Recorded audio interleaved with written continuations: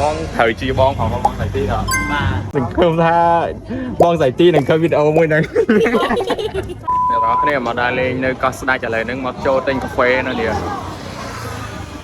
ឈ្មោះកាហ្វេ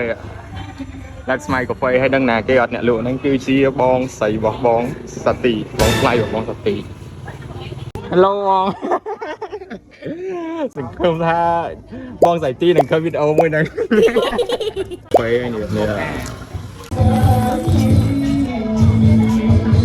អូឆ្ងាញ់អ្នកនរគ្នាកាហ្វេគាត់ឆ្ងាញ់អត់ចាញ់កាហ្វេនៅពេញទេអ្នកនរគ្នាអញ្ចឹងបើសិនជាមកដល់លេងកោះស្ដេចកុំភ្លេចចូលទិញកាហ្វេនៅកន្លែងគាត់ផងឆ្ងាញ់អត់កាហ្វេរសជាតិមិនដែររសជាតិឆ្ងាញ់កាហ្វេនៅកោះឆ្ងាញ់ជាងកាហ្វេនៅពេញរ៉ែតឲ្យមែនរ៉ែតឲ្យ9 10 វ៉ាវតែមើលកោសិនអូតំណងនេះឆ្ងាញ់អត់ឆ្ងាញ់បប្រៀបធៀបនៅប្រហែលនៅពេញមិនដែរមួយនៅពេញយ៉ាងម្នាក់នៅនេះមួយឆាតដិតទេតែរ៉ែតឲ្យមែន7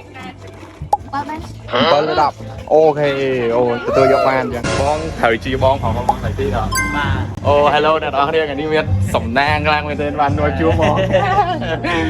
ឥឡូវបានមកជួយ support កាហ្វេរបស់គាត់ឆ្ងាញ់ហ្នឹងហើយណាគេចាប់អារម្មណ៍ចង់មកអីនេះហាងកាហ្វេរបស់គាត់ហ្នឹងហើយមានទាំងកង់អាគុយមានទាំងគ្រឿងសមុទ្រ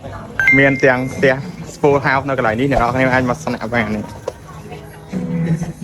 អូស្អាតអ្នកនរគ្នាខាងក្នុង